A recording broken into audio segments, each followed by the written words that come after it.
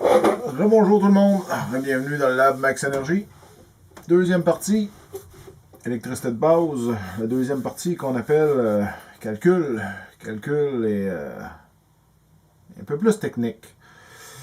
Donc on va essayer de faire ça quand même assez simple, mais on n'a pas le choix parce que, écoute, l'électricité, ça passe pas mal par là. Il y a beaucoup de calculs qui viennent avec ça, mais on garde ça simple. Je vous donne juste dans le fond, vraiment calcul de base. On s'en tient à la base de notre fret sec. Puis on est capable de faire déjà beaucoup de choses avec ça.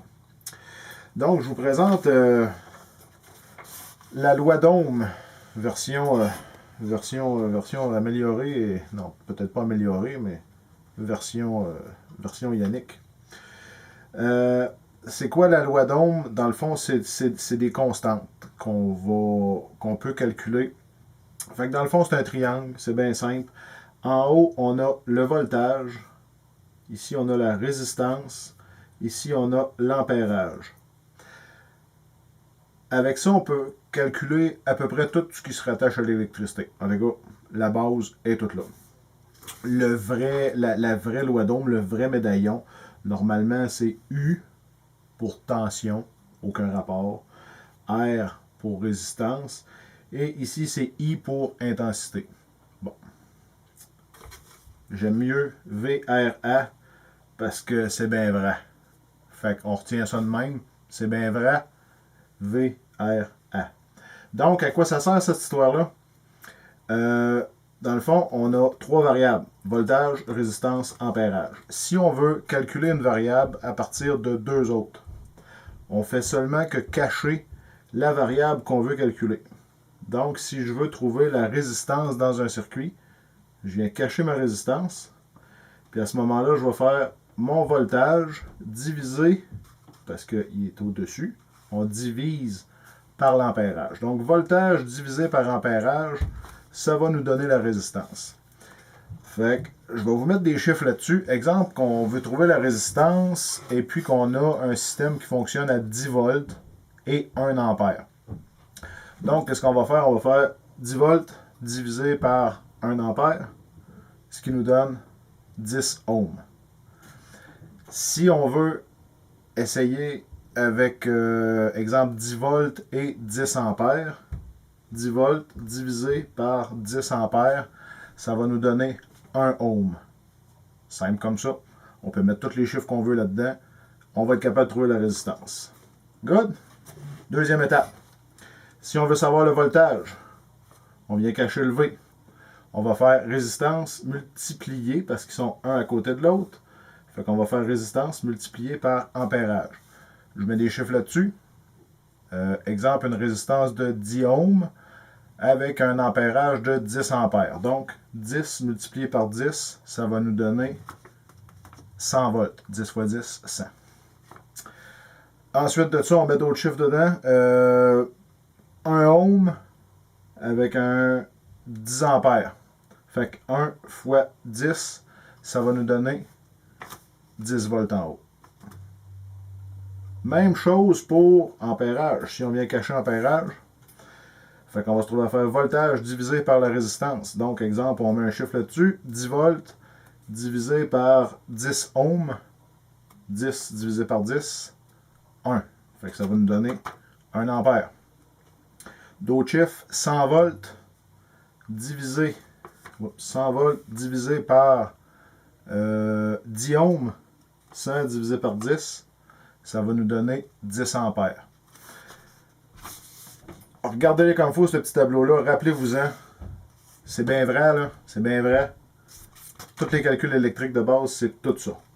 Fait que V, c'est volt, résistance, c'est R, ampérage, c'est A. Ça, c'est la loi d'Ohm, c'est universel. On est capable de faire tous les calculs avec ça. Ceci étant dit, vous avez déjà, si vous avez compris ça, je dirais que vous avez compris presque 80% et plus des notions électriques. Oui, il y en a bien gros, il y a bien gros de la technique, mais la base de tout, c'est ça. C'est ça qu'il faut savoir par cœur. Ensuite de ça, on va arriver à une autre variable qui va s'appeler W. elle n'apparaît pas sur ce tableau-là. Je ne l'ai pas mis pour ne pas créer de confusion. C'est quoi W? C'est les watts, les fameuses watts. C'est quoi ça? Dans le fond, on ne le voit pas sur ce tableau-là, mais des watts, c'est toujours la même chose. C'est les volts multipliés, cette fois-ci, par les ampères. Vous vous rappelez tantôt, je vous disais que dans notre tuyau, là, dans la première vidéo, là, je vous disais que dans notre tuyau, il y a une pression, puis il y a un débit. Fait que la pression était les volts. La pression en PSI, c'est les volts. Et puis le débit, ben, c'est les ampères. Donc, si on prend ces deux variables-là, qu'on les fout dans le tuyau puis qu'on les fait passer, ben, qu'est-ce qui passe dedans? C'est des volts ampères, on s'entend, parce que c'est un certain nombre de volts avec un certain nombre d'ampères. Mais le chiffre qui les englobe, ces deux-là, on ferait 1 multiplié par l'autre, c'est ce qui nous donne les fameuses watts. Donc, c'est pas plus compliqué que ça.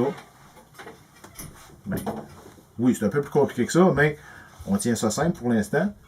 Là, on est capable de jouer avec de la résistance, les ohms, les volts, les ampères. On touche un petit peu aux watts, on sait c'est quoi. Rappelez-vous que les watts, c'est toujours les ampères, ou les ampères multipliés par les volts, ou les volts multipliés par les ampères. Ça revient au même. Après ça,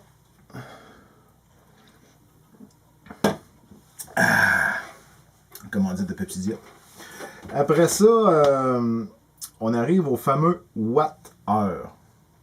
Ça, je vais en parler beaucoup, beaucoup, beaucoup, parce que c'est quelque chose qu'on sert beaucoup en énergie renouvelable. C'est quoi un watt-heure?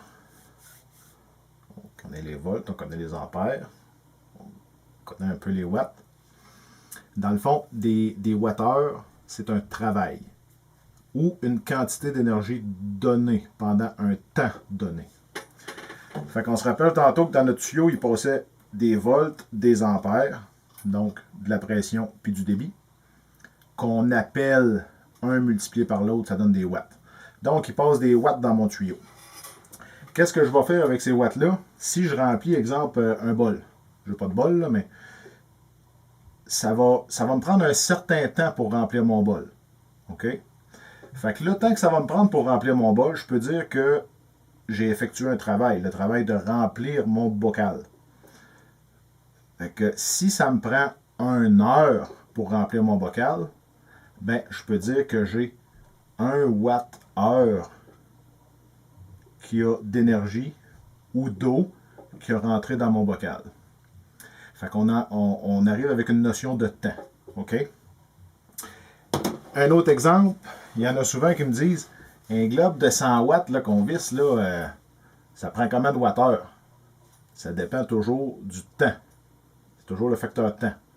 Un globe de 100 watts allumé pendant 1 heure, ça prend 100 watts-heure. Simple comme ça. Si on le laisse allumer pendant 10 heures, ben là, ça prend 1000 watts-heure. Parce que c'est 100 watts multiplié par 10 heures. Fait que pour le laisser allumer 10 heures, ça prend 1000 watts-heure. Ou, on va mettre une autre petite notion là-dedans. 1000 watts-heure, on peut simplifier ça parce qu'à un moment donné, le chiffre il vient trop long. Fait qu'on dit 1 kWh. OK? On va faire une petite parenthèse ici. On va le faire avec les watts, OK? Parce qu'on a déjà commencé là-dedans. Fait qu'on a le watt, 1000 watts. Ce bord-là de la caméra, peut-être. 1 watt, 1000 watts, ça va donner 1 kWh. 1000 kWh, ça va donner 1 MWh. 1000 MWh, ça va donner 1000 GWh. OK? Là, je dis en wattheure. On peut faire la même maudite affaire avec les ampères, avec les volts, avec peu importe. Fait que 1 volt, 1 kV, 1 mégavolt, 1 gigavolt. 1 ampère, 1 kiloampère, 1 mégaampère, 1 gigaampère. Ainsi de suite. On est dans le positif. Dans le négatif, on ratisse, même facteur 2000. Fait qu'on on va le refaire avec les watts. On part du watt, si on s'en va en descendant, 1 millième de watt, ça va être 1 milliwatt. 1 millième de milliwatt, ça va être un microwatt. Ensuite, on va avoir les nanowatts puis les picowatts, OK? C'est la même chose avec les volts, les ampères, les watts, la résistance, la capacitance, l'inductance. Tout pareil. Fait que quand on change 1000, on monte, on descend. C'était la petite clarification pour ça. Donc, on revient avec notre puissance, là. Fait que 100 watts, une lumière de 100 watts, allumée pendant 1 heure, 100 Wh. Lumière de 100 watts, allumée pendant 10 heures, 1000 Wh. Vite fait de même, là. On a compris à peu près 90% plus, je dirais, de toutes les notions électriques de base, si vous l'avez assimilé. S'il y a des bouts qui n'ont pas été clairs, repassez la vidéo. Ça coûte rien, c'est gratis. Fait que ça va conclure probablement cette petite vidéo. Juste ici, le petit triangle jaune avec un éclair, cliquez là-dessus pour vous abonner. La vidéo suivante va être juste bord là. Cliquez là-dessus. Vous pouvez cliquer aussi sur la petite cloche en bas pour avoir les notifications quand je vais vous faire une nouvelle vidéo. La prochaine partie, on parle de multimètre et les tests. Je vous laisse là-dessus. À la prochaine. Ciao, bye.